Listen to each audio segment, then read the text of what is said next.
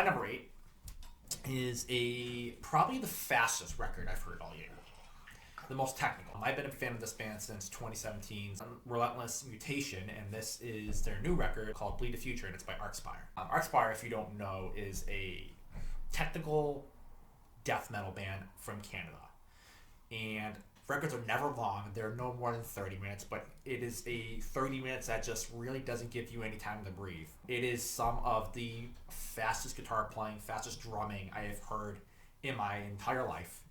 And their vocalist is one of the most unique in metal, is that he's able to kind of growl in cadence with a lot of the guitars and drumming. It's hard to describe, and if you haven't heard it, he is able to kind of speak his words and growl them in the same type of speed that the guitar and drum is playing. It's like the same rhythm. Yeah. Okay. It's really unique. Songs like Drone Corps Aviator, Bleed the Future, Golden Mouth of Ruin. It's relentless. It is overpowering, but at the same time it is so technical, and so also a lot of groove is brought into this record, which was kind of missing on Relentless Mutation. They've kind of stepped up their game and kind of branched out a little more outside of just being straight technical death. They can do a lot of new elements, but it doesn't take away from the speed that they're playing at, but it just adds a lot of really awesome groove to the record. And they are probably my favorite band in the tech death genre now. They're probably at the top of their game, probably at the top of the genre. And I am super excited to see where they go from this. They are a really, really unique band in that sphere. Okay, and it's only 30 minutes? It's just about 30 minutes. Okay. Maybe a little less. That sounds really interesting. I can't really think of anybody who can growl in a way where it's super rhythmic like that. And I'll have to show you after this video to Right. give you a taste. It is so unique. You have not heard anything like this from a vocalist. Okay. I'm excited for that. So something very hard to something a little bit smoother. We got Silk Sonic with An Evening with Silk Sonic. Silk Sonic's been kind of all over the place in 2020 and 2021, but if you don't know who they are, that is a collaboration between Bruno Mars and Anderson .Paak. And this album is a straight up homage to that 70s soul sound. This is honestly the most fun I've had with an album. That, and in a weird way, Ice Nine Kills. It was another really fun album. It's super quick. You got like 9 tracks, about 30 minutes worth of material. And, it doesn't do anything amazing. Like, you're getting a lot of what that soundy soul sound was. But at the same time, the collaboration between the two is solid. The production is amazing. There's a lot of great grooves, great harmonies. And even if you watch the videos, they take the fun of the 70s soul and put it to a T. Think like Gladys Knight and the Pips, think Four Temptations. You get a lot of that just really fun side of that. Leave the Door Open, one of the best songs of 2021. But you have Fly As Me. You got Smoking Out the Window, which is about a girl leaving you. You're spending all this money on her, and then she leaves for everybody else. And it's just a really fun time. If you're looking for something to just set on and just have fun and not think about anything else, this is the perfect record, especially over the last couple of years that we've had. It's a really nice time for just a good release.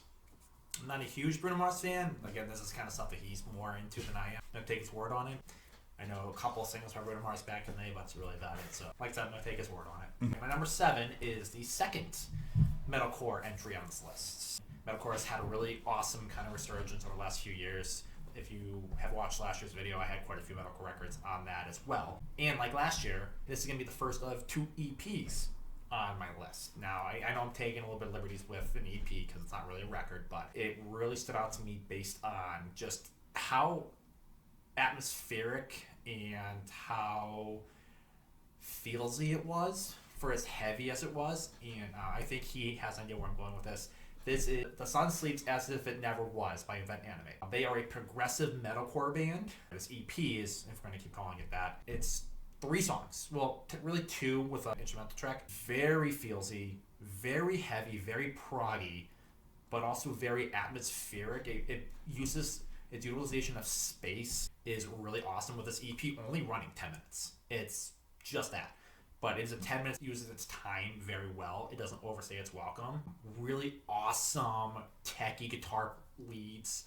some choppiness, which I really like, some really awesome drumming, really awesome use of some synth leads underneath to bring that really atmosphere out. The vocalist uses some really high notes to kind of accentuate when it's crescendoing, and it sounds really awesome. This band has always kind of been on my radar. Some of their earlier stuff was a little too techy. They didn't utilize atmosphere very well. It felt like they were trying to do too much at once. They've always been super talented, but with this kind of letting the sound kind of play out and use that space more sparingly really has done wonders for this band, and I'm excited to see where they go after this, because if we can expect more of this EP on future records, they're going to blow up pretty quickly. No, I really like this one too. It didn't make any of my list because I'm not someone who puts EPs on my list, but I really enjoyed the atmosphere here. Like, it's not necessarily ambient, but it's a lot of meditative at times, especially where you get that interlude track.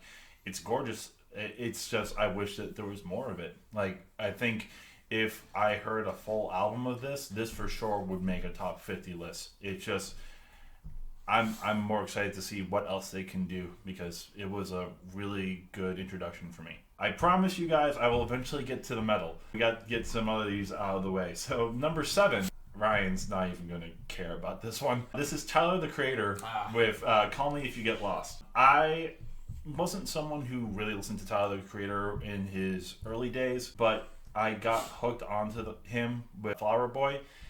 Igor, from a few years back, got a lot of hype and I never really understood. I understood like the storytelling. He's always been good with telling the story, but I found the music not up to par with everything on Flower Boy. It was a little bit more lo-fi. There was a lot of songs I just wasn't super interested in.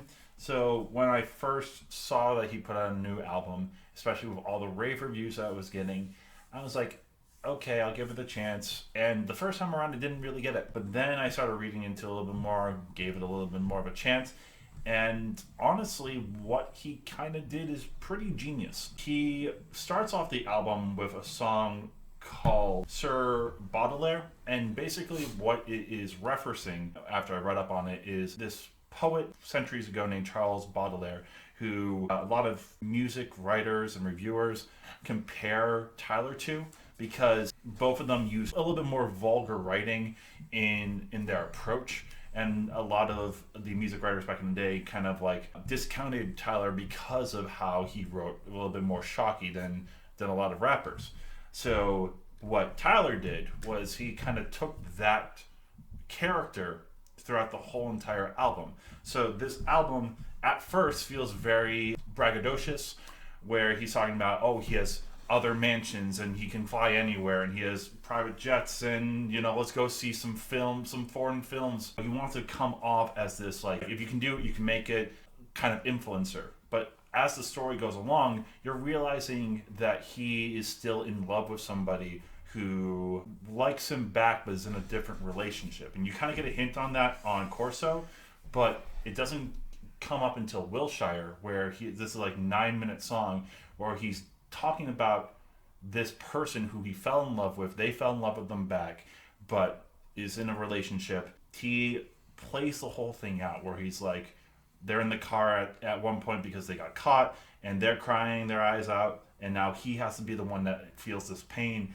as she gets to be in a relationship, and he's like just feeling anger, and it's all these really interesting emotions. To me, this is a really interesting album because he's playing a character, but he still shows his true sides, and showing the maturity that he has picked up over the years. Because yes, his first few albums were a little bit more on the immature side, but he kind of acknowledges this on this album, where he's like, this was when I was going through puberty and changing, and now my tastes from when I was young aren't the tastes that I have now. It's a really cool coming to tale story, and honestly, the music's just really, really good. DJ Drama also is on this, and he kind of played this hype man for him to make this brag go even further.